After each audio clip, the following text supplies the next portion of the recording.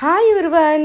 నేను food videos పెట్టినప్పుడల్లా మా Fatima America నుండి ఫోన్ చేసేసి, అమ్మ నీ ఫుడ్ని చూస్తుంటే నాకు తినాలని ఉందమ్మా, నువ్వు ఎంతోమందికి పంచుతున్నావు, నీ చేతి ముద్ద ఈ క్షణంలోనే తినాలనిపిస్తుందమ్మా అని చెప్తుంటే నిజంగా మనసు తరిక్కిపోతూ ఉంటుందండి. నిజంగా ప్రపంచంలో ఎంతోమంది మా అమ్మ చేతి వంట అంటే మాకు చాలా ఇష్టం, మా అమ్మ ఎంత బాగా ప్రేమగా వండి పెడుతుందని చెప్పుకుంటూ ఉంటాం కదండి.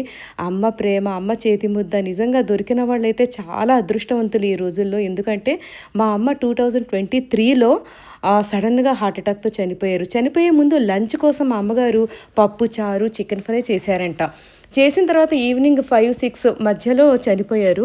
చనిపోయినప్పుడు మా అమ్మగారిని పెట్టడానికి మా ఇంట్లో ప్లేస్ కూడా లేక మా చిన్నాన్నగారి ఇంట్లో పెట్టారనమాట.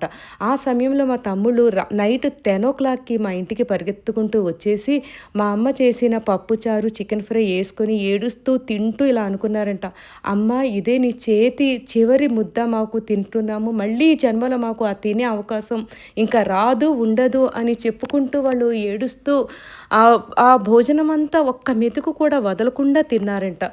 నేను బయలుదేరి మా అమ్మని చూడటానికి వచ్చేసరికి మార్నింగ్ అయిపోయింది కాబట్టి నాకు మా అమ్మ చేతి వంట చివరి వంట తినే అవకాశం ఆ రోజుల్లో కలగలేదు. కానీ మా అమ్మ చేతితోటి నేను తిన్న చివరి వంట నా కోసం చిన్న చేపలతోటి ఇగురు చేసింది మా అమ్మ. ఆ చిన్న చేపల్ని ఇప్పుడు చూసుకున్నప్పుడల్లా మా అమ్మే గుర్తుకొస్తూ ఉంటుంది. కాబట్టి అమ్మ ఉన్నప్పుడే మనం అమ్మని గౌరవించాలి, బాగా చూసుకోవాలి. ఎందుకంటే అమ్మ ఒక్కసారి తిరిగి రాని లోకాలకి వెళ్ళిపోతే ఇంకా మనం ఎంత అరిచినా ఎన్ని కోట్లు ఇస్తామన్నా ఆ భగవంతుడు ఒక్క నిమిషం కోసం కూడా మా అమ్మనైనా నాన్ననైనా అలా మన కంటి ఎదురుగా ఒక్క నిమిషం కూడా మనకి చూపించాడు.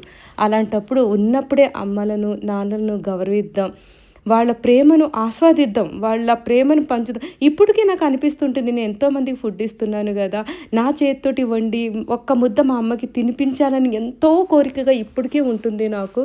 కానీ ఆ అదృష్టం నాకు ఈ జన్మలో లేదు. ఇంకా ఆ ఈ జన్మలో ఉన్నప్పుడు నేను దాన్ని సద్వినియోగం చేసుకోలేకపోయాను. నా చేతులతో వండి మా అమ్మకి చక్కగా పెట్టి తినిపించలేకపోయాను. ఆ రోజుల్లో నాకు ఆ అవకాశం దొరకలేదు.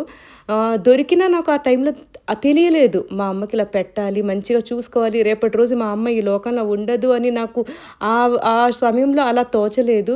కాబట్టి అంతటి అదృష్టాన్ని నేను మిస్ అయ్యాను. నాకు 10th క్లాస్ అయిన తర్వాత పెళ్ళి అయిపోవడంతో మా అమ్మని సరిగ్గా చూసుకునే అవకాశం ఆ రోజుల్లో నాకు కలగలేదనమాట. అలా మా అమ్మ నాకు దూరం అయిపోయి, అది కూడా మా అమ్మ దూరం అయిపోయిన రోజు సంక్రాంతి భోగి రోజు. అదే రోజు మా అమ్మ ఈవినింగ్ చనిపోయారు. ఇప్పుడు ఉన్న అమలందరినీ